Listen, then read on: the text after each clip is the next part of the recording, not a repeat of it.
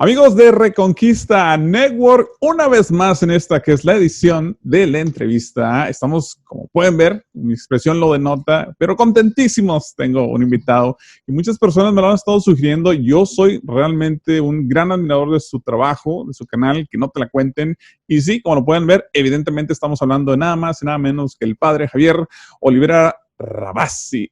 Padre, bienvenido a Reconquista. Gracias por aceptar la invitación. Muy buenas tardes, Luis. Muchas gracias por invitarme. Oh, gracias a usted por estar con nosotros. No me lo va a creer, padre, pero a lo largo de esta serie de videos que hemos estado subiendo en este canal, desde los primeros videos muchas personas me han mandado mensajes y me han solicitado que lo invite a usted. Yo le voy a ser franco, tenía un poquito de timidez porque decía, es que el padre es muy popular, es alguien muy no sé. Madre mía. Y aquí estamos, pero por fin me animé y dije, bueno, vamos a invitarlo. Entonces, Es lo que hay, como dicen en mi pueblo, es lo que hay, aquí estamos. aquí está, qué bueno, qué bueno. Por cierto, la gente que quiera ver su canal, es que no te la cuenten, muy bueno, excelentes videos, infinidad de videos, entre mis favoritos, obviamente está lo de el más reciente que acaba de subir, curiosamente, de Fray Bartolomé de las Casas, muy buen video, muy recomendable. También ha estado el de Lutero, la conferencia que dio en Bolivia, creo que fue, ¿no? Sobre también sí, muy rescatable. Y de otras muchas cosas que nos va a estar platicando más adelante. El de, obviamente, el profesor Paredes. Pero bueno, padre, vamos a empezar. Como usted ya lo conocen muchas personas, su trabajo y todo. Yo quiero empezar un poquito más en el origen. Luego nos transicionamos, si quiere, a su labor, ¿ok? Es el padre Javier. ¿De dónde viene usted? ¿De dónde viene su familia? ¿Qué historia pues, nos cuenta? Sí, decirlo. Bueno, qué sé, ya que no es bueno hablar de uno mismo, pero ya que me insisten, soy el segundo de 4 hermanos varones, 5 hermanos varones, uno falleció, padre de papá militar, mamá psicóloga, una mezcla explosiva, obviamente, y de una familia católica, practicante, al menos muy fuertemente de parte de mi mamá, ¿no? De la tradición italiana. El apellido Rabasi es del norte de Italia, son inmigrantes italianos que vinieron acá como tantos argentinos que descendemos de los barcos, dicen, ¿no? Y bueno, me formé en muchísimas provincias de Argentina por el oficio de mi padre, que lo iban trasladando de modo permanente. Entonces, por eso mi modo de hablar no es ni típicamente el de un porteño, como le decimos a los que viven en Buenos Aires, ni el de una persona del interior del país. Es una mezcla un poco rara. Y hasta a mis 12 años más o menos que terminamos en Buenos Aires, donde estoy ahora, terminé el colegio secundario. Yo en gran parte de mi adolescencia dejé de practicar la fe. De los 4 hermanos varones que estábamos, era el más rebelde, digamos, el que no iba a misa ni nada, porque... ¿En serio? Sí, era el más complicado. Y después, una vez que terminé la escuela y pasé a la universidad, hice 4 o 5 carreras distintas hasta que terminé la carrera de abogacía. Me iba cambiando de estudio, porque no me empezaba una carrera, la dejaba, empezaba otra, la dejaba. En el medio de todo eso ya estaba trabajando y todo, hice un viaje de mochilero, había leído el diario del motociclista del Che Guevara. O sea, en mi casa siempre fuimos más bien o católicos, eso lo tenemos claro, aunque no fuera uno católico ejemplar, pero siempre éramos anticomunistas sí o sí, eso era algo, o sea, mi padre militar, imposible. Pero bueno, me interesó el hecho del viaje del Che Guevara, que hizo un viaje por Sudamérica, qué sé yo, entonces bueno, me fui de mochilero solo, como loco malo, a recorrer el norte de mi país y Bolivia hasta llegar a Perú. Al final no llegué a Perú, pero bueno, a mi regreso me daba cuenta que lo que estaba buscando en ese viaje era ni más ni menos que a Dios, digamos, ¿no? Entonces más o menos a los ya 19 años comencé con la práctica, con volver a la iglesia, volver a, digamos, a la práctica de los sacramentos. Tenía muy claro en la cabeza, digamos, lo que estaba bien, lo que estaba mal, pero bueno, había que dar ese paso, ¿no? Entonces, y ese paso me lo ayudó a dar una chica, una mujer, con la que me puse de novio, una chica buenísima, muy linda, muy sana, de familia católica, y bueno, ya estábamos estudiando los dos la carrera de abogacía, Y al tercer año de la carrera, ya yo había vuelto a la práctica de la fe y todo, tenemos un noviazgo muy lindo, muy católico, muy sano. Ella me enseñó a vivir un noviazgo verdadero, digamos, ¿no? Sí. Y su hermano mayor, muy amigo mío, dice que entra al seminario. Mm. Para mí fue un golpazo enorme. Él era traductor público de francés, licenciado en letras, un tipo muy culto. Sí. Y dije, bueno, ¿cómo? Dejas la vida, dejas todo, dejas la familia, una cosa de locos, ¿no? Bueno, la cuestión es que a partir de esa comunicación de él, de que entraba a la vida religiosa, a ser seminarista, sacerdote, ahora es sacerdote desde hace muchos años, lo llevamos a él al seminario con la que era en ese momento mi novia, y al regreso de ese viaje comenzamos a hablar de qué loco todo esto, ¿no? Cómo Dios puede llamar a alguien al seminario, abandonar todo, dejar de tener hijos, familia, mujer, hijo, bla, bla. Y dijimos, uy, qué loco si algún día Dios nos pidiera a alguno de nosotros algo así, ¿no? No, imposible, no puede ser. No puede ser. La cuestión es que pasaron 2 meses y cada uno por su lado empezó a picarle como el bichito en la cabeza de que esto podía ser, digamos, verdad.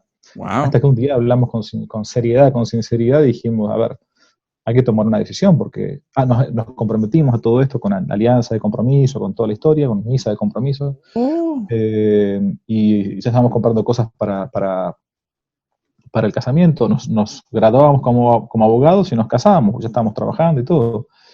Y hasta que dijimos, no, esto, cada uno tiene que hacer su discernimiento, y bueno, si a uno Dios lo llama al sacerdocio o a la vida religiosa, bueno, lo lamento por el otro, porque paciencia que va a hacer, lo vamos a pelear con Dios.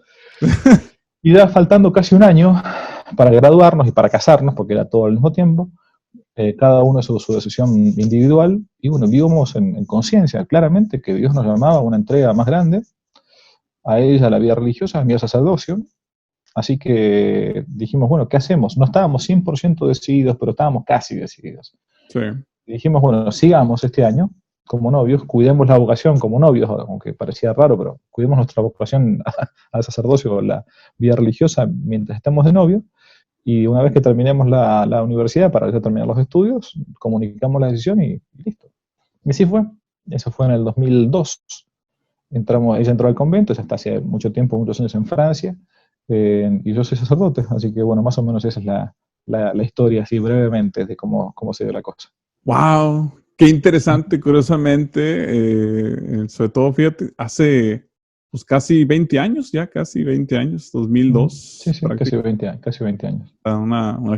¿Cómo pasa el tiempo? Dicho sea de paso, yo me casé en el 2004, ya, a veces se me olvida y digo, válgame, ya cuánto llevo casado. Padre, entonces usted está creciendo en este seno, va en esta ruta, obviamente. Me imagino que va a tener increíbles consejos para esas parejas que están, pues, buscando ya casarse en un futuro, cuando están tomando las relaciones más serias. Bueno, eso me ha dado, sí, gracias a Dios, ¿no? Me ha dado un poco más de, qué sé yo, de experiencia, nada más. Bueno, no hace falta ponerse de novio para entrar al seminario o al convento, digo, no, pero uno la experiencia la aprovecha, como dice San Pablo, que todo coopera para el bien de los que aman a Dios, ¿no? Sí. Incluso hasta nuestros pecados a veces ayudan para que uno aprenda en cuero propio y aconseje después también al otro. Pero sí, gracias a Dios me ha ayudado bastante, no solamente al caso del discernimiento vocacional, ¿no? Para un muchacho o una muchacha que esté pensando en esto, sino también para el discernimiento matrimonial también. ¿Sí? Pero sí, porque uno se está haciendo más viejo y tiene más experiencia, nada más, no porque sea un sabio. Decía mi abuelo, en paz descanse, abuelo Mario Garza, que el que se porta mal de joven puede dar buenos consejos de viejo. Entonces, es cierto. Recuerdo mucho de él. Entonces, padre, usted está creciendo, obviamente en Argentina, padre militar, imagino que obviamente eso viene con un rigor disciplinario muy importante. Una madre psicóloga, me imagino que buena suerte tratando de mentir. O sea, podría mucho... El rigor disciplinario era de parte de la madre psicóloga más que del padre militar. Porque como siempre sucede en la familia de los militares, la que manda es la mujer, ¿no? Como en toda la familia. Sí, un saludo a mi mamá, por cierto, también. Ay, Dios, con todas esas disciplinas características de las madres hispanas. ¿Usted, Exacto. cómo tomaron su familia la decisión de entrar al sacerdocio? ¿Lo apoyaron al principio o no lo vieron? Uf. Bueno, mi madre siempre rezó por tener una vocación en la casa, ¿no? Eso seguro. Pero cuando yo le fui a comentar la decisión, ella ya se imaginaba, ya con, digamos, con una abuela, en poco tiempo y todo, lloraba, lloraba, lloraba, lloraba. Y mamá, no llores, pero ¿por qué llorás? Dice, porque Javier, yo toda mi vida le he pedido a Dios un hijo sacerdote. Y entonces, ¿por qué llorás? Le digo, ¿y por qué ahora me lo concedió? Decía, digo, entonces no te vas. Bueno, inicialmente les costó un poco al principio, ¿no? Les costó porque, bueno, era, a ver, la ilusión, un hijo ya termina en la universidad, ya estaba, ya era abogado, yo de hecho ya estaba trabajando como abogado, y pensaban que se venía el casamiento y todo, y como que no se lo esperaban, ¿no? Entonces fueron unos primeros meses fuertes, pero después, no, al contrario, o sea, como siempre pasa en casi todos los casos, las vocaciones es una bendición para la familia. Yo siempre digo esto de que el texto del Evangelio, cuando nuestro Señor dice, todo aquel que abandone casa, padre, madre, hijo, uno a veces lo aplica nada más que para el que entró al seminario o entró al convento. Pero no, Jesús es bien claro, o sea, una madre está abandonando un hijo cuando un hijo se va. Un padre está abandonando una hija, por eso San Juan Bosco decía que de la familia de los consagrados se salva hasta la tercera y cuarta generación. No Ah, para que uno tire la toalla y diga, ya está, tengo un hermano cura, una hermana monja, se acabó. No, no, porque es una bendición para la familia.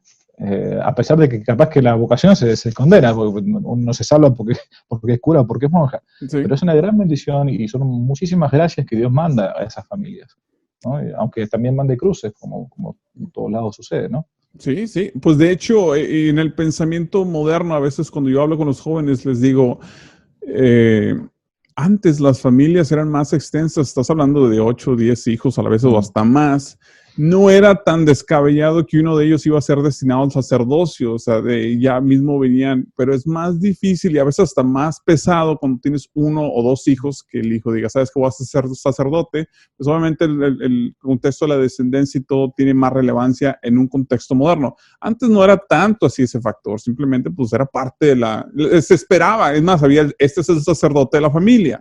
Pero, a ver, nadie forzaba la vocación de nadie a nada, pero es más normal que si uno vive en una familia, bueno, estadísticamente hay más probabilidades de 10 hijos a un solo hijo, hay más probabilidades que haya más elección, digamos, más posibilidad de elección. ¿Sí? Pero claro, cuando uno vive en un ambiente católico, un ambiente cristiano, y bueno, a ver, es lo más normal del mundo que alguien que esté intentando vivir su vida cristiana con mediana seriedad, en algún momento de su vida se plantee por la cabeza, a ver, cómo quiere Dios, mejor dicho, que yo llegue al cielo? ¿Por Sí. medio de la vida matrimonial o por medio de la vida consagrada? Y Ujú. unos dirán, excelente, la vida matrimonial, listo, otra cosa. Otros dirán, bueno, lo mío creo que puede ser la vida consagrada. Entonces comienza a hacer su discernimiento y está excelente.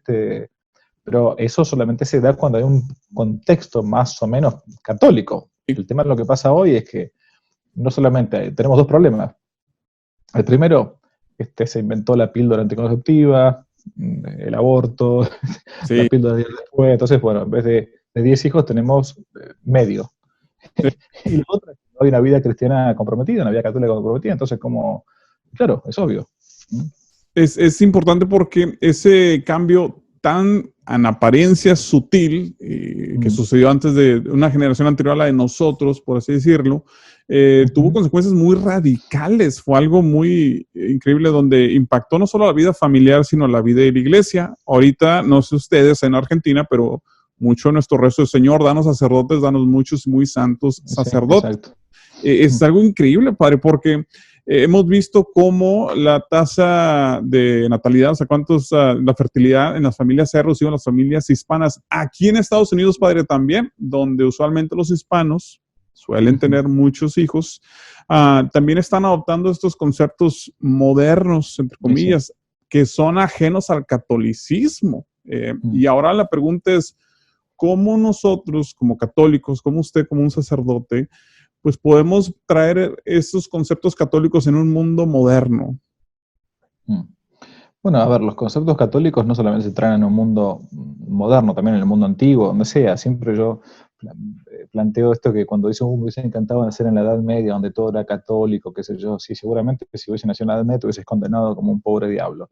¿Por qué? Porque Dios hace todo con peso, número y medida. O sea, no se le escapa tampoco que yo haya tenido que nacer en el año 1977, 1980, 2005. No se le escapa. O sea, porque está hecho, no se le escapa desde la escritura ni siquiera una hoja de un árbol que cae sin que Dios lo permita. Entonces, Dios nos hizo nacer en este mundo para santificarnos en este tiempo, ahora, el año 2020, con un mundo que se ha olvidado de Dios, con una iglesia que tiene gente dentro de la iglesia que en realidad está desde el punto de vista nominal, pero en realidad está a muchos que han apostatado de la fe por más que estén bautizados.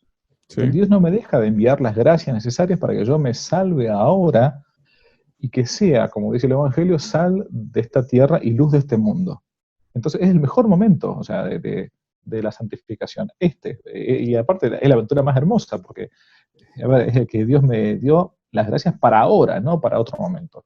Sí. Entonces, ¿cómo hay que hacer? Y bueno, es lo que se hizo siempre, dando testimonio de vida cristiana, no escondiendo la cabeza como la avestruz bajo la tierra, mostrando con el pecho en alto, digamos, que uno es católico, digamos, ¿no?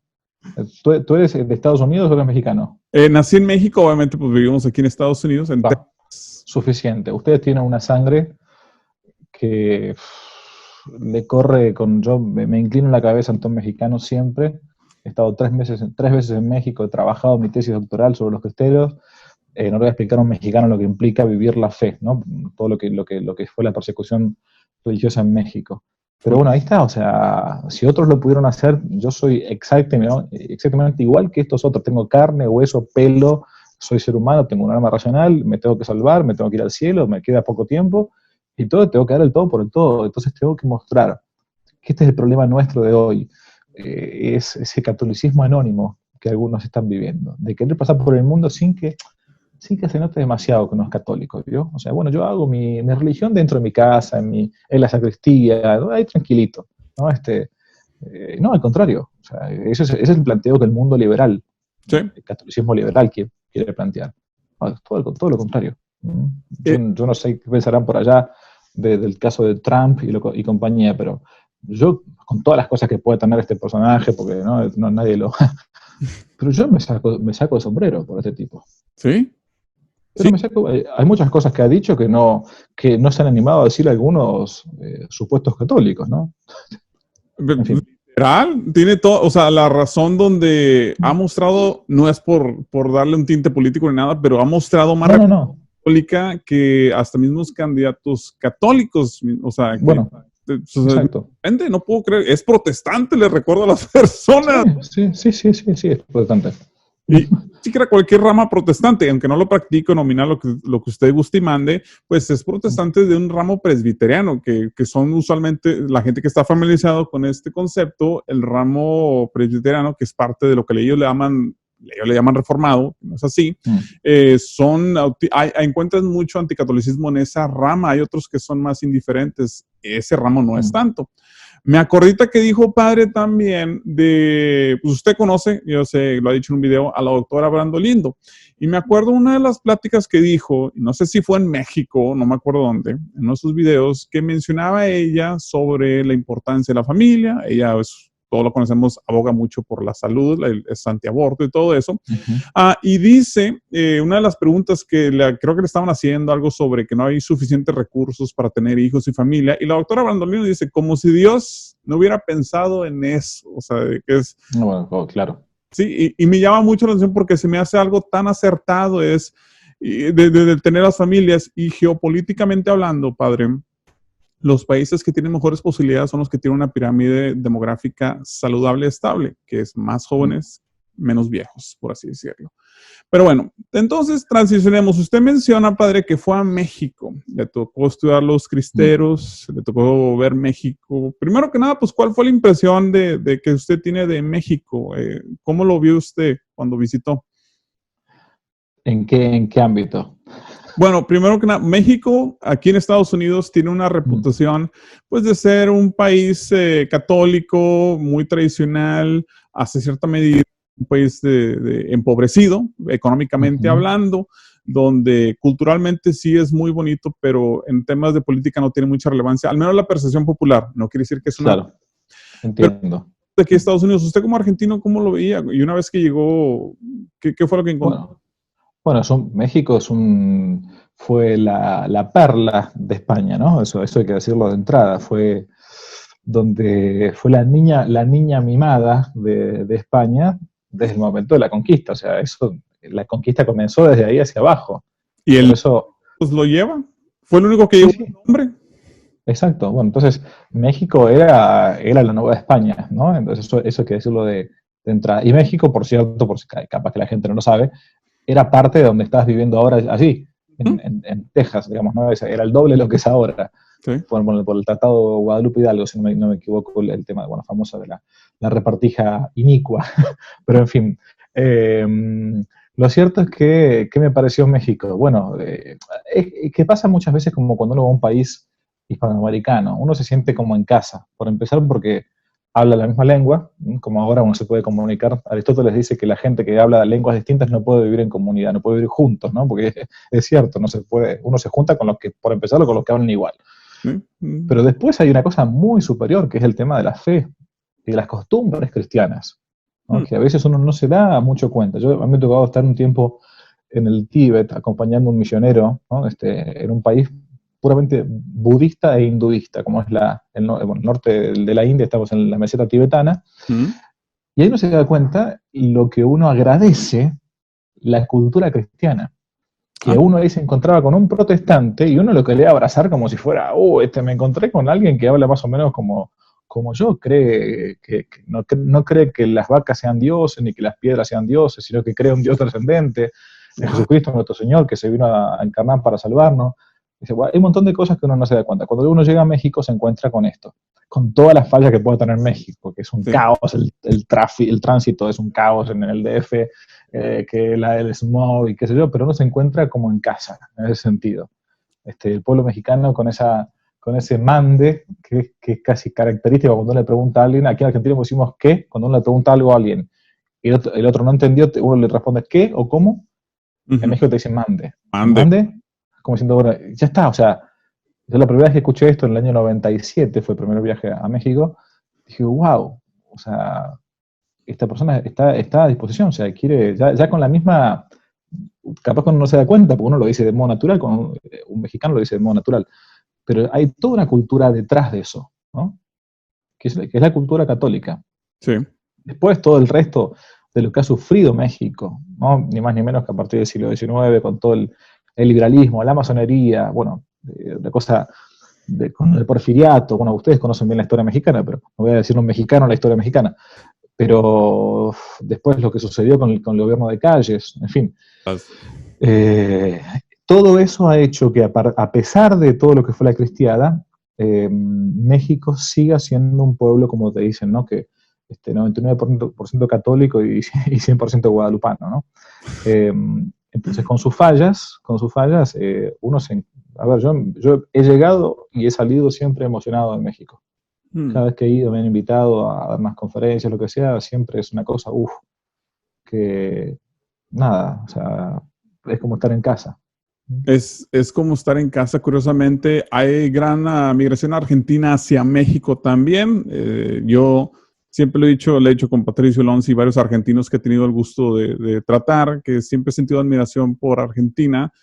Pienso yo que es la batuta actual, al menos en el mundo hispano, de ese tradicionalismo, ese hispanismo hasta cierta manera. Actualmente la lleva Argentina, ha producido gran cantidad de intelectuales. De hecho, curiosamente estoy viendo una foto ya, una pintura de Castellani. Sí. Hablando de gigantes intelectuales, que si quiere ahorita hablamos más adelante sobre él. Le tocó ir a ver la tilma de la Virgen de Guadalupe, por casualidad. Sí, cada vez que fui. ¿En serio? Sí, que por cierto, le recuerdo a muchos aquí a norteamericanos, ven a la Virgen de Guadalupe como un fenómeno exclusivamente mexicano, y le digo, espérame, es emperatriz de todo el continente, no solo... Exacto. Y técnicamente, yo cuando era España, ni siquiera era México. O sea, si vamos a ser técnicos así, pues... Totalmente. Un regalo para todo el mundo, obviamente. Y algo que no sé usted, padre, yo lo veo con mucha esperanza, porque Guadalupe se aparece, Nuestra Señora en Guadalupe se aparece en medio de una carnicería que estaba llevando a cabo con los pueblos indígenas. Y es una realidad. Eh, en Estados Unidos y en todo el mundo occidental, no nada más Estados Unidos, no quiero nombrarlo, pero pues Estados Unidos es el hemisferio donde estamos nosotros, el hemisferio occidental, americano. Hay un fuerte, son ríos de sangre. La diferencia es que antes lo veíamos por medio de las pirámides y ahorita lo estamos viendo escondidas por medio de organizaciones que se dedican a lo que le llaman planificación familiar. Nuestra Señora en Guadalupe intervino y puso fin a eso. Estoy confiado, y esa es mi oración, de que Nuestra Señora una vez más intervenga y ponga fin a estas atrocidades que estamos viendo actualmente. No sé cómo lo ve usted. Bueno, sí, antes por lo menos los aztecas eran un poco más frontales y más directos. Sí. La Planned Parenthood, por lo menos ahora lo hace, pero bajo cuerda, digamos, ¿no? Sí. Entonces, por lo menos, dentro de lo que implica el homicidio y lo que implica el canibalismo y todo lo demás, es más respetable el canibalismo azteca que el canibalismo moderno o el homicidio moderno, digamos, del aborto. Sí. No, esto es un crimen, es el gran crimen que clama el cielo del siglo XXI, del siglo XX también, que muchos no quieren reconocer y que es mejor esconder bajo de la alfombra, ¿no? El aborto es la gran maldición del mundo nuestro, ¿no? Y es la gran hipocresía gigantesca de que un bebé pueda estar en el seno materno hasta el 9º mes y se lo pueda matar, incluso en algunos estados de Estados Unidos, si está mitad dentro, mitad afuera, pero si está afuera ya no, porque es infanticidio. Ahora, si está más o menos mitad dentro, bueno, sí, perfecto. Y hay un fariseísmo gigantesco del mundo moderno, ¿no? Sí, no, de hecho, en ciertas comunidades, ciertos estados, si sobrevive ese intento de asesinato, no están obligados ciertos doctores a mantenerlo vivo. No, es un tema que toma un giro muy, muy nefasto, muy oscuro, pero como lo digo a cada rato, pues hay que encomendarnos a Nuestra Señora a que intervenga y todo. Padre, entonces estamos en esta transición, usted en México, la tocó ver experiencias, ¿ha viajado a otras partes del mundo hispano o nada más a México? Sí, no digo a todos, pero varios países, sí, de Hispanoamérica me faltan algunos todavía, pero sí, he estado hace poquito en Colombia, en Chile naturalmente, en Paraguay, en Uruguay, en Brasil, no es un mundo hispano, pero con un catolicismo muy fuerte también. Y en varios lugares más, ahora estoy olvidando, pero sí.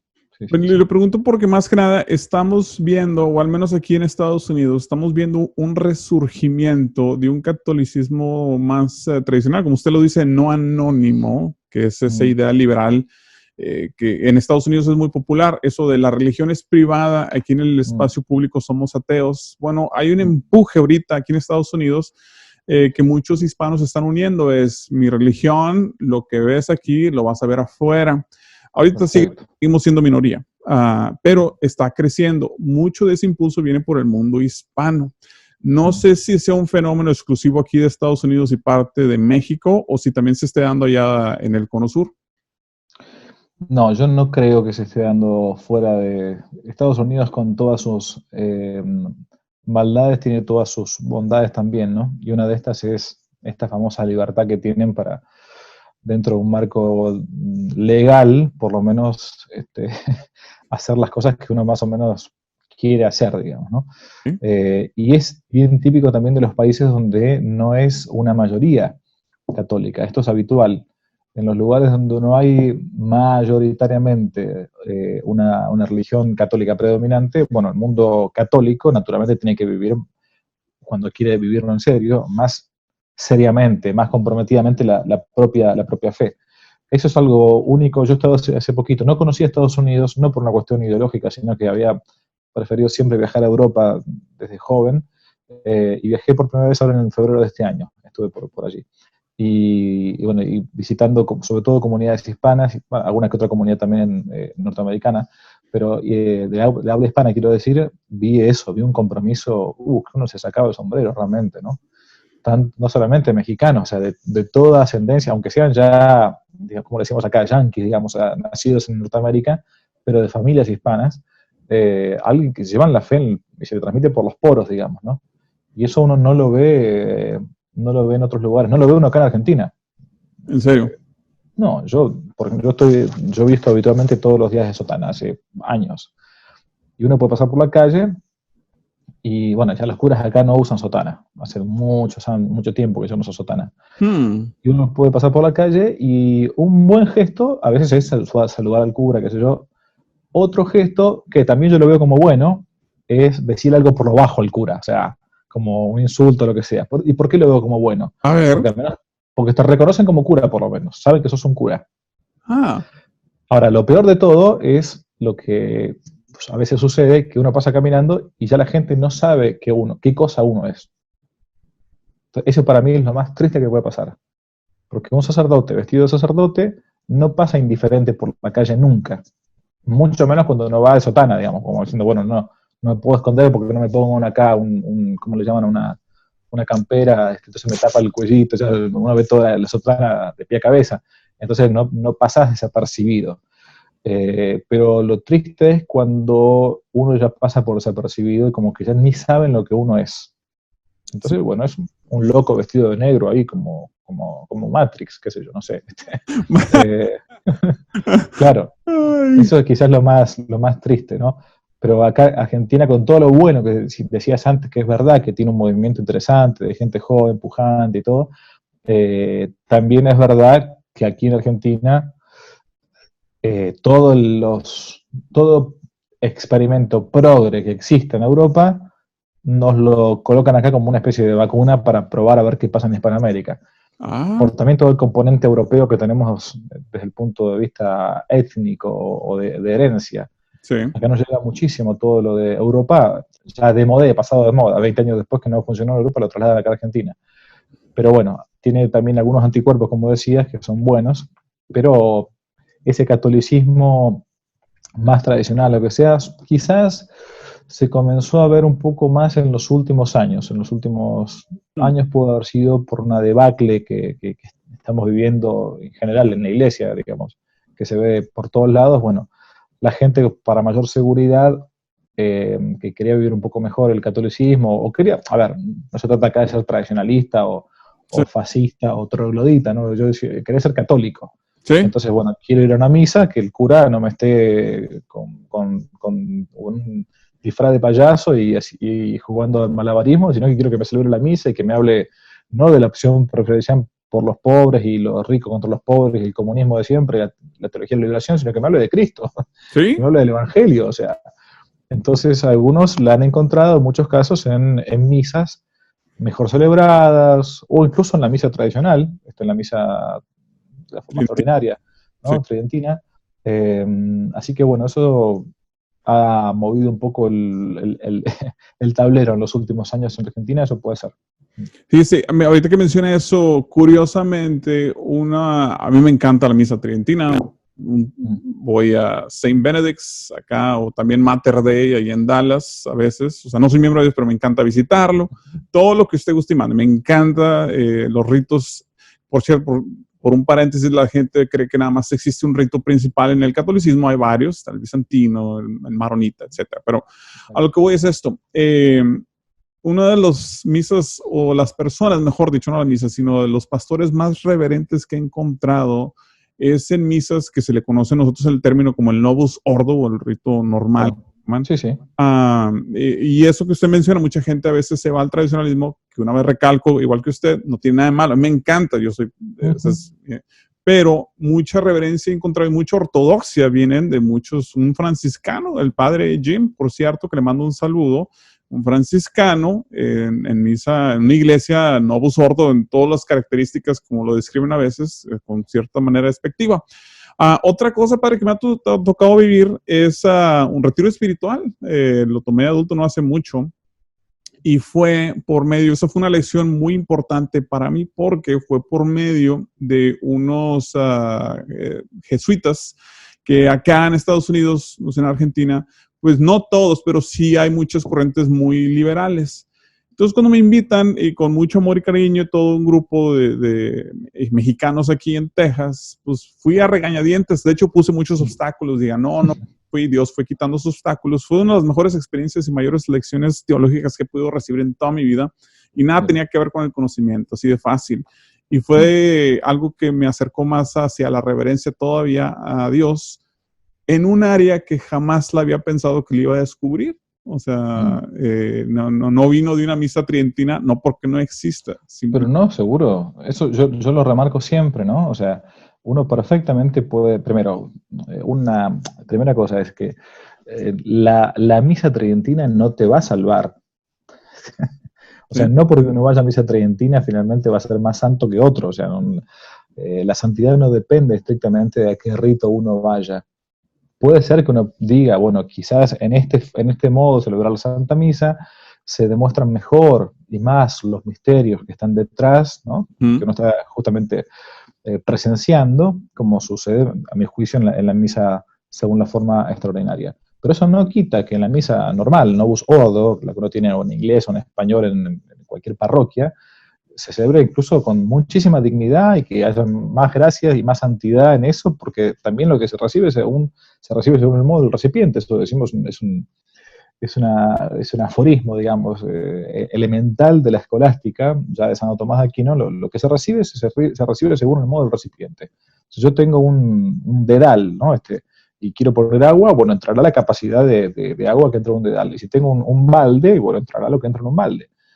Pero sí, claramente, yo tampoco tengo ningún inconveniente en celebrar la misa Novus Ordo, la he celebrado años, ¿no? Ahora estoy en una capilla donde celebro nada más que la forma extraordinaria. Pero perfectamente se puede celebrar bien y se puede predicar excelentemente y puede haber santos sacerdotes y santos laicos. El tema está que, y esto sí, me parece que hay que decirlo por sinceridad, lo que sucede en la forma, digamos, Novus Ordo, es que muchas veces se cometen muchísimos excesos, ¿no? Y lo que pasa es que el cura ni siquiera está siguiendo las rúbricas. Sí. O sea, está haciendo lo que no debe hacer, está haciendo algo que es ilícito. Sí. Y eso, bueno, quizás porque ese misal en algunas cosas quedó como más abierto para algunas cosas y entonces, bueno, mientras que en el otro es todo bastante más, quizás, regulado, ¿no?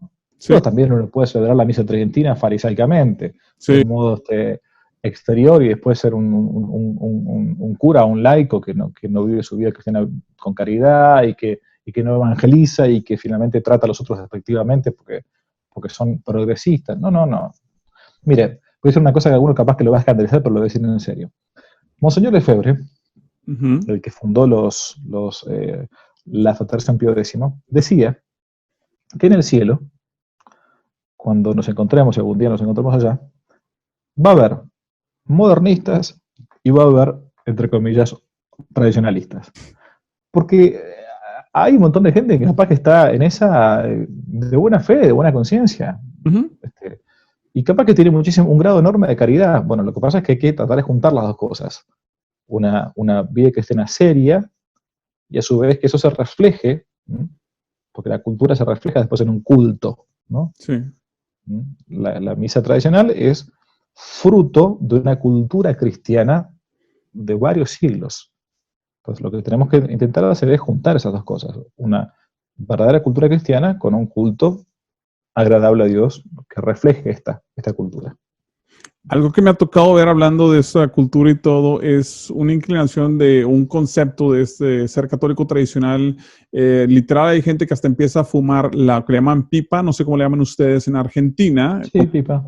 Chesterton o Tolkien, del Señor de los Anillos y todo, y que eso conlleva, y yo a veces como, pues agregando a su punto precisamente es, pues va más allá, o sea, en tu corazón hay que ser caritativo. Ahorita Obvio. Aquí que se necesita mucho ministerio en todos, obviamente, es con los muertos. Enterrar a alguien aquí en Estados Unidos es carísimo. Más ahorita a veces las iglesias salen más caras. Es un ministerio que se ha perdido mucho, entonces es una oportunidad que podemos nosotros demostrar ese catolicismo, no nada más vistiéndonos de saco y de corbata. Pero totalmente.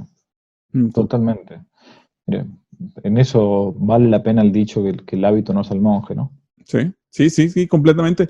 Padre, ahorita que no quiero que se me pase también, quiero que nos platique un poquito sobre los sacramentos. Y lo voy a decir por una razón específica. Debido a esto que nos están cerrando los negocios, las iglesias, etcétera, etcétera, se ha visto, primero que nada, pues mucha gente nos hemos alejado un poquito, nos han forzado a estar afuera de los sacramentos, en especial la confesión. Todos se enfocan mucho en la Eucaristía, que es el sacramento principal. Pero yo pienso, padre, no sé usted, corríjame por favor, que la confesión a veces llega a ser ahorita en estos tiempos un poquito más relevante porque nos ayuda a mantenernos en estado de gracia. No sé cómo lo ve usted. Bueno, sí, es el modo ordinario que nuestro Señor Jesucristo ha dejado para lavar nuestras culpas, ¿no? Es justamente el sacramento de la penitencia y la confesión, que no es lo mismo que un acto de contrición perfecto ni nada, porque uno nunca tiene la certeza real de que hasta qué punto uno se arrepintió en serio o no, o simplemente lo hace, bueno, como para zafar, para no condenarme, digamos, ¿no? Por eso hoy por hoy, a ver, me parece que en estos últimos 3 meses yo he estado dando vueltas por todos lados aquí en Buenos Aires, confesando y viendo enfermos, llevando la comunión, nosotros dando misa. Eh, Esto no lo digan muy en voz alta, ¿no? Por las dudas. Este, eh, y, cada persona que se confesaba le decía, ¿no? Mire, piense que capaz que es la última confesión de su vida. O sea, hoy por hoy parece que el sacramento de la penitencia es un lujo que se pueden dar algunos. Sí. Entonces, cada vez que uno se va a confesar, tiene que dar gracias a Dios, no solamente pedir perdón, sino dar gracias a Dios que uno puede aprovechar el sacramento, que no es una terapia psicológica, es la gracia sacramental que me está llegando a partir del momento. Cuanto yo más me arrepiento, más gracia recibo. Y eso a veces cuando uno lo tiene, es como nos pasa con los seres queridos. Cuando uno lo tiene todos los días en la casa, el papá o la mamá, y bueno, está acostumbrado. El día que se murió, y bueno, ahí uno empieza a decir, uff, ¿por qué no lo aproveché más, no? Bueno, con los sacramentos tiene que pasar infinitas veces más. Eh, Cuando uno tiene todas las posibilidades los domingos confesarse, capaz que no le da tanta importancia al mantenerse en gracia, al buscar una santidad, a buscar una vida que sea en el serio, a evitar las ocasiones de pecado, ¿no? Ahora, cuando uno dice, te vas a poder confesar nada más que una vez cada 5 meses, entonces voy a intentar más o menos mantenerme lo más posible. Bueno, pero eso debería ser siempre, ¿no? De confesión a confesión semanal nada más. Sí, el tema de la confesión es un punto importante. Y el tema de la comunión, hay mucha gente que se ha arrancado los pelos por esto, qué sé yo, por la comunión. Bueno, quizás por la costumbre que tenemos de comulgar habitualmente, y bendito sea Dios que la tenemos y que lo podemos hacer. Pero no hay que olvidarse, siempre a la gente le digo, incluso cuando te plantean, bueno, que ahora nos han puesto un sistema rarísimo de comulgar, que uno con guante, con una bolsa de plástico, que es una cosa rara, que yo cómo voy a hacer con la mano, en fin. No hay que olvidarse, primero, que uno no está obligado a comulgar en todas las misas, punto número uno. Desde el punto de vista teológico, solamente el cura, el sacerdote que hace una misa, está obligado a comulgar para completar el sacrificio, ¿no? Okay. Pero el fiel no. Por eso se nos dice en un precepto de la Iglesia, comulgar y confesar al menos una vez al año en Pascua de Resurrección en peligro de muerte. La comunión frecuente comenzó hace muy poco tiempo, ¿no? Hay que olvidarse que antiguamente la gente confesaba una vez por año. Al día de hoy los ortodoxos rusos, ¿no? Los cismáticos, comulgan cada una vez por año, cada muerte de obispo, como decimos, ¿no? Nosotros estamos acá en la Iglesia Católica Apostólica Romana muy acostumbrados a comulgar cada vez que podemos, todos los días, si voy a misa, todos los domingos, si estoy en gracia. Pero bueno, a ver, primero, los cristeros en México estuvieron casi 3 años los que no podían ir con el Padre Pro, bueno, con otros sacerdotes heroicos. A ver, no todo el mundo podía acceder a los sacramentos. Entonces, la vida cristiana, aunque parezca paradójico, y encima parezca paradójico que un cura, entre comillas, conservador lo diga, ¿no? No se limita nada más que los sacramentos. De hecho, los primeros cristianos no tenían acceso a los sacramentos. Capaz que su vida cristiana era bastante con bautizarse, no sé, uno se plantea Hechos de los Apóstoles. Cuando va el apóstol Felipe en una carroza y escucha que hay un etíope, un eunuco, sí. ¿Se acuerdan? Que dice, ¿qué estás leyendo? Y estaba leyendo un texto de un profeta, bueno, y no, bueno, y entiendes lo que lees, ¿no? Pues, ¿cómo voy a entender si nadie me lo explica? Entonces le empezó a explicar las escrituras. ¿Y qué hizo? Lo bautizó en un río. ¿Y qué pasó con ese etíope? Tenía misa todos los domingos, todos los días, iba a hacer la adoración al Santísimo, podía comulgar. Probablemente ese etíope fue el primer etíope que se bautizó y empezó con la vida cristiana en Etiopía. y es lo que conocemos. Entonces, claro, los sacramentos es el modo ordinario de la santificación de nuestras almas. Pero si yo no los tengo, porque en este momento no puedo tenerlos, bueno, no se acaba mi vida cristiana por eso. Debo intentar procurarlos, buscar donde haya un buen sacerdote para confesarme, una buena misa, ¿no? Que no sea una cosa así, cualquier cosa. Pero si no puedo comulgar porque no tengo ninguna opción cercana, y bueno, tengo que saber que no se me acaba la vida por esto, ¿no? Es una costumbre que hemos tenido que es buena, digo, no es mala, o sea, lo estoy diciendo como sacerdote, imagínense que me duele que la gente no pueda comulgar o confesarse, pero no se nos acaba la vida cristiana porque por un tiempo no los tengamos. Qué interesante. Ahorita me acordé también hay un exorcista muy famoso, bueno, aquí en Estados Unidos en inglés, se llama el padre Chad Ripperger. Ha escrito varios libros, es tradicional también, se dice en latín y todo.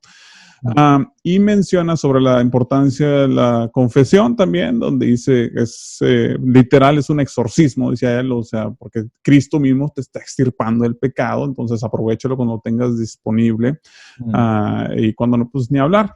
Ahorita que estaba mencionando también sobre la misa, me acordé de algo, padre, que estábamos comentando sobre las misas tradicionales y que si esto y que si lo otro, el acceso a los sacramentos.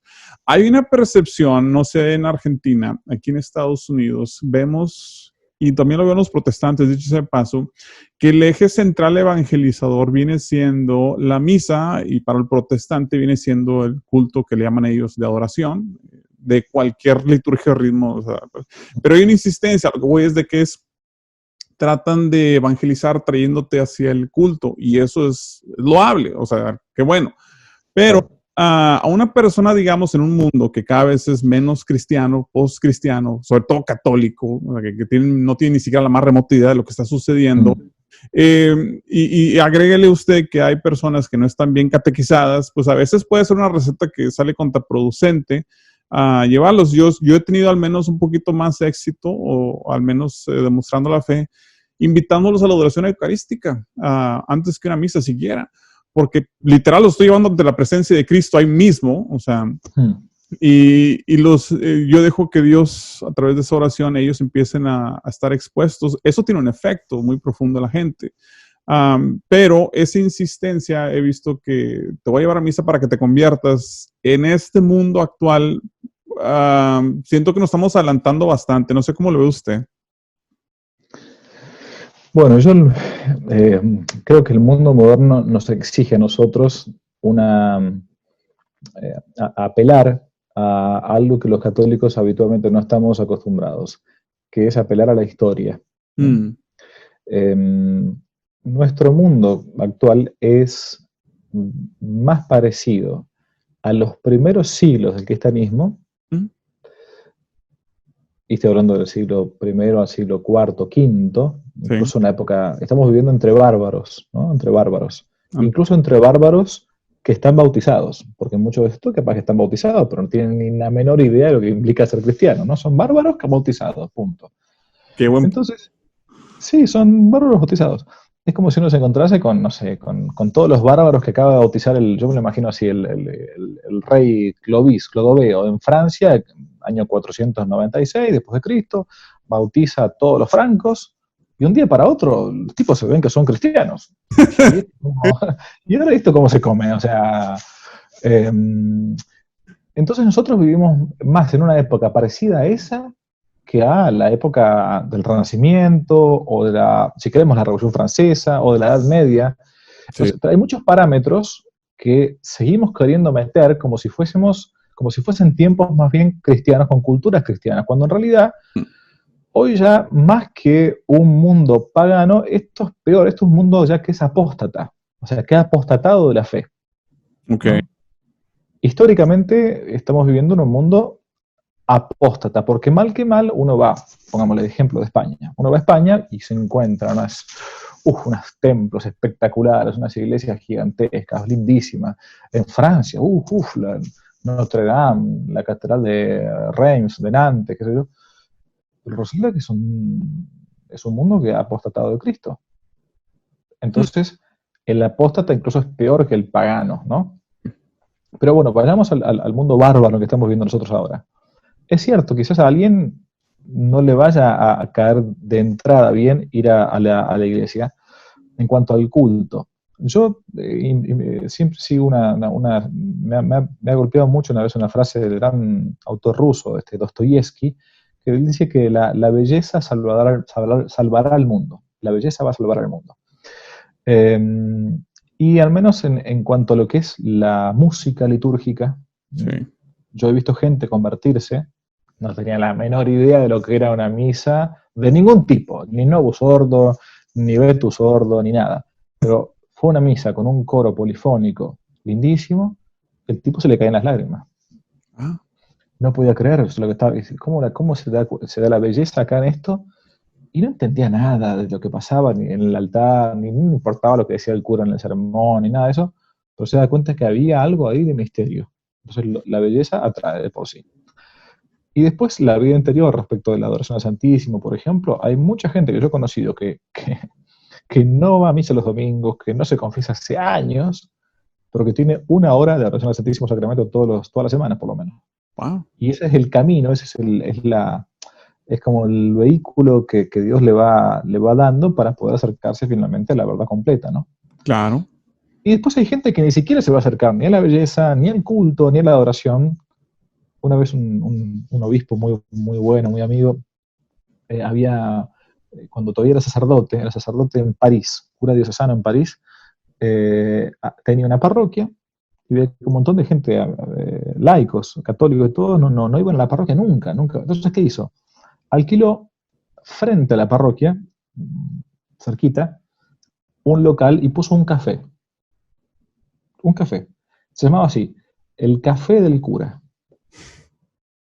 Entonces, era un bar, literalmente un bar, donde por lo general iban hombres, ¿no? A conversar de fútbol, lo que sea, pero el cura estaba ahí. Y había un par de laicos amigos que atendían el café como para traer ingresos para la parroquia, y los temas que intentaban sacar siempre en las conversaciones eran temas que de poco a poco no les hablaban de entrada de la Virgen, ni de entrada de Dios, ni entrada al sacramento. No. Una cuestión puramente como somos los hombres, que empezamos a hablar de fútbol y qué sé yo, y después poco a poco empezamos a hablar de política, ¿eh? Y después poco a poco el café del cura. Entonces, bueno, ahí hay que buscar también, el Espíritu Santo va inspirando a cada alma cosas distintas para evangelizar. Pero, a ver, vamos de vuelta. San Pablo no tenía capillas de adoración. San Pablo no tenía parroquias donde uno pudiera ir a misa todos los domingos. San Pablo no se dedicaba a dar clases de catequesis todas las semanas a la gente en una capilla. Y San Pablo convirtió medio mundo. O sea, Sí. era una sola persona. ¿Y por qué? Bueno, porque fue las inspiraciones del Espíritu Santo. Esa es la otra, que tenemos lobotomizado el verdadero sentido del Espíritu Santo. No, me dijo el Espíritu cual cosa. No. El Espíritu verdadero que realmente nos va haciendo como un instinto, que sin dudarlo uno dice, bueno, ahora tengo que decirle a esta persona esto. Y a esta persona le tengo que decir esta otra cosa, porque son personas distintas. Entonces no funciona exactamente todo igual para todo el mundo. Bueno, no sé, un poco me fui, pero creo que no hay un método. O sea, el método es justamente que no hay método. Qué curioso, ahorita que menciona esa comparación sobre los primeros siglos del cristianismo, un cristianismo, dicho sea de paso, en persecución, Claro. a la carrera, al vapor a veces, como decimos, estamos asimilándonos. Se me hace un poquito, o bastante, mejor dicho, irónico, padre, porque nosotros que buscamos esa conexión como hispanos, que usted en Argentina, literal, ahorita me quedé pensando, fíjese, estamos hablando de fronteras con los dos polos. Estados Unidos tiene una frontera con el polo norte, por medio de Alaska, y usted tiene frontera con el polo sur, o sea, y el lenguaje nos une, toda esta comunicación siglos después de esa herencia de España. Pero a lo que voy es esto, se me hace interesante que estamos buscando o manteniendo, mejor dicho, esa conexión con España, una España que nos dejó este legado, pero en realidad tenemos más similitud con un mundo antes de que siquiera existiera España, todavía cuando era el Imperio Romano. Qué interesante ese análisis, padre, que hizo. Dos cosas más antes de terminar. Primero, ya que estamos describiendo este mundo que decía, me acordé también de varias cosas. Para los jóvenes, en este mundo que obviamente es apóstata, como usted lo dijo, no es pagano ya siquiera, ¿qué les recomendaría a los jóvenes para no perder la esperanza? Porque abunda mucho en los medios, en internet, todo es calamidad, todo es caótico, casi un calvinismo popular, por así decirlo, donde es predestinado a la pérdida, por así decirlo. Pero nosotros somos un pueblo de esperanza, a final de cuentas. ¿Cómo se ve la esperanza en un mundo apóstata? Bueno, a un joven le digo esto, que él es lo más normal del mundo y si no, no tiene sangre en las venas, que cuando uno es joven tiene que ser un poco rebelde, ¿no? Si uno simplemente, bueno, totalmente sumiso a todo lo que me dicen, bueno, normalmente un joven es un animal de tribu, ¿no? Buscamos tribus. Cuando somos jóvenes, o quien se hará flogger, o quien se hará skater, o quien se hará lo que sea, una tribu urbana, lo que fuera. Bueno, hoy por hoy no hay que seguir nunca, como a ninguno le gustaba cuando era joven, si uno le decía, está siguiendo la moda, está siguiendo el rebaño. No, justamente me quiero rebelar contra el rebaño. Pero un modo excelente de rebelarte es que seas católico, apostólico, romano y militante, o sea, que alguien vaya para adelante, ir justamente contra esta corriente nefasta de feminismo, homosexualismo, abortismo, progresismo. O sea, antiguamente capaz que el rebelde era el progre. Sí. Hoy por hoy es el otro, o sea, entonces, primera cosa, el joven. Sí. Exacto, rebelate contra este mundo malditamente progresista, que te quiere lobotomizar, que te quiere lavar la cabeza, entonces rebelate. Y rebelate justamente para la verdad, para el lado contrario. Entonces, primera cosa, una sana rebeldía, ¿no? Una sana rebeldía. Y después la segunda cosa es que ante un miedo, ante un temor, hay tres posturas y nada más que tres.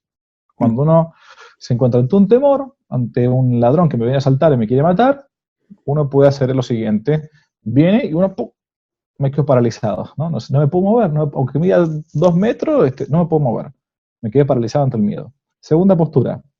Ante un ladrón que me quiere matar, salgo corriendo para atrás. La tercera postura, que es la del rey David, ¿no? Ante Goliat. ¿Quién es este filisteo incircunciso para insultar a las huestes del Dios vivo? Me saco todo, voy con una onda. O sea, mi huida tiene que ser para adelante. Sí. Si yo sé que me voy a morir algún día, bueno, si este mundo pasa, bueno, a ver, en esto más vale vivir de pie y no vivir toda su vida de rodillas. De rodillas, arrodillado. Entonces, esto sí que vale la pena, ¿no? No hay que perder nunca esta esperanza. Que el padre Castellani, acá que está acá atrás, que hablábamos antes, sí, decía una frase que yo siempre la medito y la repito. Decía que al cristiano no se le pide que venzan todas las batallas, se le pide que dé todas las batallas. Y al final de nuestros días, no van a ser contadas la cantidad de batallas que ganamos, sino la cantidad de cicatrices que tenemos. O sea, te voy a contar cuántas cicatrices yo tuve por la verdad el buen combate de la fe del que habla San Pablo, ¿no? Uh-huh. Entonces, bueno, una sana rebeldía hacia la verdad y no dejarme tiranizar por este mundo patético cada vez se ve más patético. Y en segundo lugar, que mi escape sea hacia adelante. O sea, espalda con espalda, aunque haya un ejército de 50.000, o sea, la famosa batalla de los 300, ¿no? A mí siempre las Termópilas, a uno se le hierve la sangre cuando ve eso, ¿no? Y cuando uno encima tiene fe y sabe que está dando el buen combate, con mucha mayor razón. Sí, completamente de acuerdo y muy inspirador, sobre todo para los jóvenes que están buscando una identidad, como usted dice, si va a ser tribal, pues hazlo por el lado de la verdad. Y padre, para cerrar, así por encimita, esto debería ser un tema para después, que hay que expandir, pues hemos estado comentando sobre el padre Castellani, excelente exegeta, excelente teólogo y todo. Por desgracia, a mi juicio, no es tan conocido aquí de estos territorios, en especial en Estados Unidos, ni en México, al menos creo que es conocido. Yo he visto que es más popular hasta en España casi que acá. ¿Qué nos puede decir? Porque yo quiero introducir a las personas que conozcan más sobre el padre Castellani. ¿Qué nos puede decir a ciencia cierta, así por encima sobre él? ¿Quién fue él y por qué es famoso? ¿O fue famoso? Bueno, el padre Castellani es un sacerdote argentino, jesuita, de los buenos, nacido en el año 1899, ¿no? Y un genio, intelectualmente hablando, un genio, ¿no?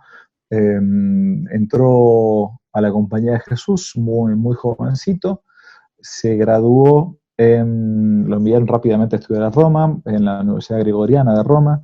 Después se graduó en teología como doctor, también hizo un pequeño doctorado en psicología, y se dedicó toda su vida a la escritura. Puntualmente es un gran novelista y un teólogo y un exégeta de primera. Son esas personas que tienen, es un hombre como del Renacimiento, que tenía muchísimos dones, ¿no? Y era capaz de, como Miguel Ángel, de pintar la Capilla Sixtina y después de esculpir no sé, el David, digamos, ¿no?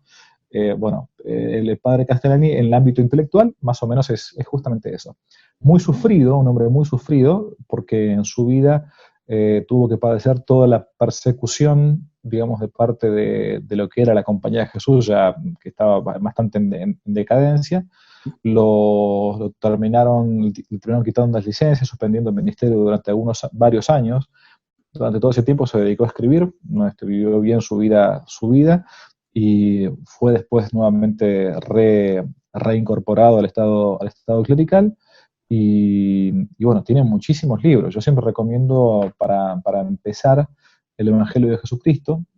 Son comentarios al Evangelio muy sencillos, muy irónicos, muy fácil, muy llano de leer. El Evangelio de Jesucristo tiene los papeles, los libros sobre el Apocalipsis, tiene textos en poesía lindísimos, muchísimos textos en poesía. Se conoce también poco en Argentina porque fue en su momento denostado por la corriente más bien de izquierda o por la corriente progresista, y es por eso que ahora quizás con el tiempo, con internet y con todo lo demás, se fue conociendo un poco más. En España lo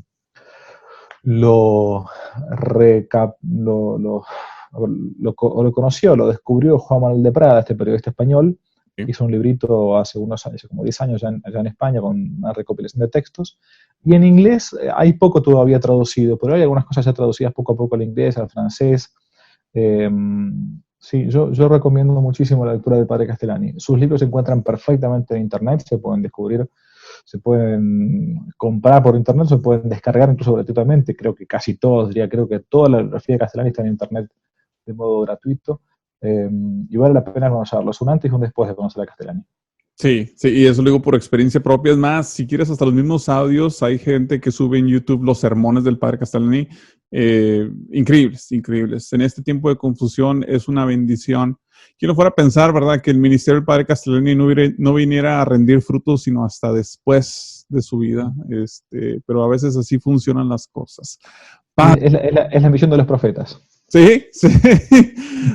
Muchas gracias por habernos acompañado. Aquí tiene su casa en Reconquista. Cuando guste, nos encanta tenerlo.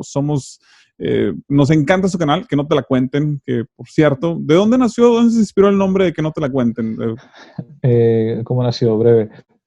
Estaba dando clases de una materia en una escuela secundaria, chicos de 17 años más o menos, ya era sacerdote, y cuando les daba clases sobre la doctrina social de la Iglesia teóricamente, ¿no? Pero en realidad me daba cuenta que eso no iba a ser tan producente cuando pasasen a la universidad, porque después le iban a llenar la cabeza de basura. Entonces dije, no, vamos a darle una especie de vacuna antirrábica antes de que pasen a la universidad durante todo un año entero. Y ahí comencé a darles temas de leyendas negras de la Iglesia, ¿no? Conquista de América, evolucionismo, cruzadas, la Inquisición, las riquezas de la Iglesia, bla, bla, bla, bla, bla. Y entonces, como yo estaba en una ciudad que no era no era en Buenos Aires, era en el interior, hay una expresión aquí en Buenos Aires que es que no te la cuenten, como diciendo que no te engañen, que no te quieran pasar hacer comer gato por liebre, digamos, ¿no? ¿Sí? Entonces yo terminaba las clases, cada tema que daba con esta frase, bueno, que no te la cuenten, como diciendo que no te engañen. Sí, Y los jóvenes cuando eran sus exámenes y escribían las preguntas, y bueno, respondían las preguntas, firmaban el examen y abajo algunos a propósito, para molestar al cura, nada más lo hacían. Firmaban que no te la cuenten, ¿no? Entonces, ese latiguillo, esa expresión, después se terminó formando un apunte de clase, ¿sí? Y ese apunte de clase se fue perfeccionando, eh, y después de perfeccionando, bueno, terminó siendo este libro que tengo acá. El libro, este fue el primer tomo, hay 3 tomos, este fue el que no te la cuenten, 1. Y a partir de ahí, bueno, comenzó después del libro, de los libros, comenzó el sitio web, www.quenotelacuenten.org, y hace ya un par de años dije, bueno, estaría bueno que las cosas del libro se vayan pasando a video, y poco a poco fui armando esto, los videos, y bueno, así surgió más o menos sin que uno se diera cuenta. Sí, rápidamente, padre, si alguien quiere contribuir a este ministerio, ¿lo pueden hacer? ¿Algún tipo de PayPal? Pues, yo nunca he pedido ninguna cosa a propósito, porque por aquello de gratis, lo recibiste dado gratis. Claro, Pero pero últimamente he tenido que comprar cámaras y alguien me está ayudando con el tema de la edición de los videos, que inicialmente lo hacía de modo gratuito. Pero bueno, últimamente si alguien quiere donar, yo no lo cobro, pero si alguien quiere donar, está en la página, está la parte de donaciones. Si quiere ayudar con eso, perfecto. Y si no, con la oración, por lo menos. perfecto. Padre, muchas gracias. Como siempre cerramos aquí. En esta ocasión yo siempre me despido diciendo las palabras Viva Cristo Rey, pero en esta ocasión lo voy a hacer usted la palabra y que nos despida con una bendición. Rápido. Bueno, Luis, muchas gracias por el tiempo. De vuelta, gracias, y sobre todo a la gente que está viendo, especialmente en Estados Unidos, ¿no? Que tiene sus raíces hispanas, ya sea que hayan nacido en un país hispano o que tengan su familia. No se olviden nunca que aquello que nos han transmitido a nuestros papás, a nuestros abuelos, es la única riqueza que uno después puede transmitir a los más chicos, ¿no? Yo siempre, desde chico, me han inculcado esto, que uno es una especie de eslabón en una cadena. Entonces, bueno, yo tengo que intentar transmitir lo que uno recibió, simplemente ni más ni menos que eso. Entonces, que no se nos olvide que es la gran riqueza, amén de que uno puede estar un poco mejor, lo que fuera, pero la gran riqueza es lo que se lleva en el alma. Entonces, bueno, no olvidar nuestros principios, nuestros valores católicos, que son los que hicieron finalmente grande a nuestras naciones y también a su vez a nuestras familias, que es el legado que recibimos. Así que vamos a hacer una bendición para terminar, para los que están viendo el programa y para las familias. En el nombre del Padre, y del Hijo y del Espíritu Santo. Amén. Te damos gracias, omnipotente Dios, por todos los beneficios que hemos recibido de tu generosidad en este tiempo que hemos conversado, sujetos a tu Espíritu. Y que la bendición de Dios Todopoderoso, del Padre, del Hijo y del Espíritu Santo, descienda sobre vosotros y sus familias y permanezca para siempre. Amén. Amén. Y que viva Cristo Rey. Viva Cristo Rey. Viva.